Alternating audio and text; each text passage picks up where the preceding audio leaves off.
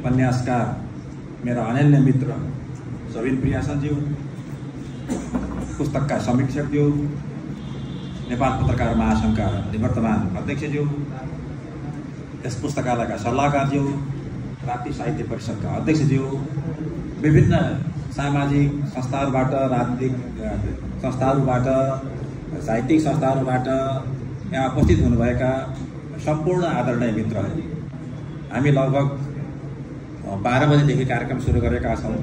2:30 बज्दैछ र 2:30 बजे यहाँ अर्को कार्यक्रम छ, लेनिन शतवार्षिक समारोह समितिका तर्फबाट। त्यसकारणले म तपाईँहरूसँग लामो कुरा गर्न चाहन्न। म खालि सबिनजीलाई बधाई र तपाईँहरूप्रति कृतज्ञता गर्न चाहन्छु। सबिनजी अघि कुरा पनि गर्नुभयो, सबिनजीसँग मेरो त्यत्रो ठुलो परिचय थिएन। म रजेनाको उहाँ पुरानो नाम पक्रिया, अहिले मिलन चौक भन्छ, म पक्रिया नै भन्छु। फट उहाँ देखिनुभयो। देखिसकेपछि मैले उहाँलाई धेरै सम्भावना देखेँ। एउटा सम्भावना भएको युवा जस्तो जोसिलो र केही गर्न चाहने, र उहाँ साहित्यमा पनि आउनुभयो, पत्रकारिता पनि आउनुभयो। मलाई खुसी छ त्यो सम्भावना भएको युवा जो मैले आकलन गरेको थिएँ। मेरो जीवनमा मैले धेरै आकलन गरेका, धेरै सम्भावना भएका, भित्रै हृदयले आफूभन्दा सानो भए पनि पूजनीय भएका मान्छेहरू, थुप्रा दुर्घटनाहरू मैले देखेँ। हुन त जति धेरै उचाइ हो त्यति दुर्घटना हो। सायद त्यो इन्डियाको हिजो दुर्घटना भयो, बसमा भएको भए त्यतिखेरै मान्छेहरू मर्ने हुन्थेन होला, तर प्लेनमा भएको दुर्घटना भयो।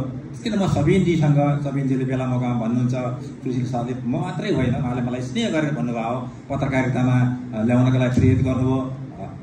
म निश्चित वैचारिक स्कुलको मान्छे हुँ, म पुस्तकालयको अध्यक्ष हिसाबले त्यो भन्न मिल्दैन, तर निश्चित वैचारिक स्कुलको मान्छे हुँ। सबिनजीले बेला मौकामा त्यो वैचारिक स्कुलमा मलाई नजिक ल्याउन सुशील सरले प्रमुख भूमिका निर्वाह गर्नुभयो भनेर भन्नुभएको छ। अहिले मैले फेरिदेखि दोहोऱ्याउन चाहन्छु, अहिले एकदमै मूल्यको स्खलन भइरहेछ। मान्छेहरू पद प्रतिष्ठामा माथि पुगेका छन्, तर विचारका हिसाबले, मूल्यका हिसाबले, नैतिकताका हिसाबले एकदमै धरातलमा, हिलोमा फ्याँचिएका छन्, पल्टिएका छन्। म सबिनजीसँग आग्रह गर्न चाहन्छु, हामी सबैको तर्फ साझा आग्रह गर्न चाहन्छु, तपाईँको लेखक निरन्तर अगाडि बढोस्, तपाईँको यात्रा निरन्तर अगाडि बढोस्, तर सधैँभरि इमान मूल्यमा आधारित भएर, बरु पछाडि हट्न पर्छ भने पनि पछाडि हट्ने मूल्य र अगाडि बढ्ने दुईटा कुरामा यदि तपाईँलाई के गरौँ भन्ने लाग्यो भने, म एउटा पुरानो मान्छेका हिसाबले, तपाईँको शुभचिन्तकको हिसाबले त्यो मूल्यका लागि बरु पछाडि हट्ने मूल्यका पक्षमा कहिले पनि डगमगाउन म हार्दिक अनुरोध गर्छु र साहित्यिक यात्राको निरन्तरताको लागि हार्दिक शुभकामना दिन्छु। त्यो तपाईँको सफलता तपाईँको लागि, तपाईँको परिवारको लागि मात्र होइन, हामी जस्ता तपाईँका धेरै शुभेच्छाका लागि पनि साझा खुसी र साझा सफलता हो भन्ने कुरा म अनुरोध गर्न चाहन्छु।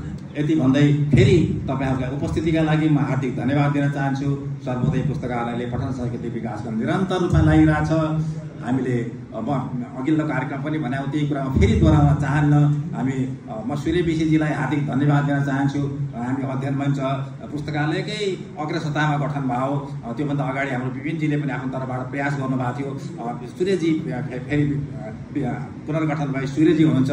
हामीले सूर्यजीसँग सँगै मिलेर, त्यो संस्थासँग मिलेर स्कुलहरूमा गएर, कलेजहरूमा गएर पठन संस्कृतिका विषयमा राम्ररी नयाँ युवा पिँढी, नवयुवाहरूलाई आकर्षित गरिरहेको छौँ, नवयुवाहरूलाई सँग आफ्नो अन्तर्क्रिया गरिरहेको छौँ। त्यो असाध्य मलाई खुसी, असाध्य खुसीको क्षण छ। अस्ति हिजो शुक्रबार पनि त्यो कार्यक्रम मदन भण्डारी स्कुलमा, तर एकदम ठुलो पानी परेकोले हामीले गर्न सकेनौँ। सारमा सर्वोदय पुस्तकालयले पठन साहित्यिक विकासको लागि आफ्नो तर्फबाट प्रयास गरिरहेछ।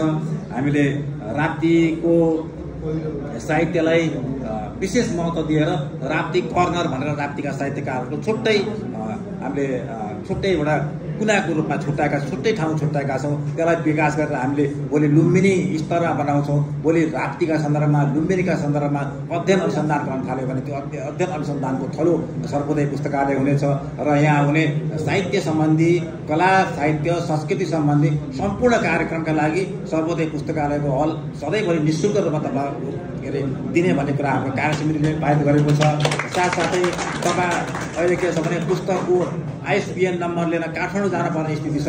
अब हामी त्यो जिम्मेवारी पनि तपाईहरुले दिनुस्। तपाईहरुको पुस्तकका लागि पुस्तक प्रकाशन गर्नुभन्दा अगाडि आईएसबीएन नम्बर दिन पर्छ भनेपछि तपाईहरु काठमाडौँ धाउनु पर्दैन। त्यो जिम्मेवारी पनि सर्वोदय पुस्तकालयले निशुल्क रूपमा यदि लिन पर्यो भने एकदमै नमिना 100-200 कति लाग्छ सामान्य त्यो लिएर हामी कुरा गर्नेछौँ। यति भन्दै फेरि पनि सबैलाई धेरै बधाई, फेरि पनि तपाईँहरूको उपस्थितिका लागि हार्दिक धन्यवाद दिँदै र आयोजक योभन्दा पछिल्लो कार्यक्रमका आयोजक साथीहरूले 2:30 बजे कार्यक्रम छ, तपाईँहरूले पनि त्यो समापनको सदरमा भनिदिनु होला भन्नुभएको छ। तपाईँहरू सम्भव भएका इच्छुक साथीहरूको उपस्थितिका अनुरोध गर्दै बिदा चाहन्छु। धन्यवाद, नमस्कार।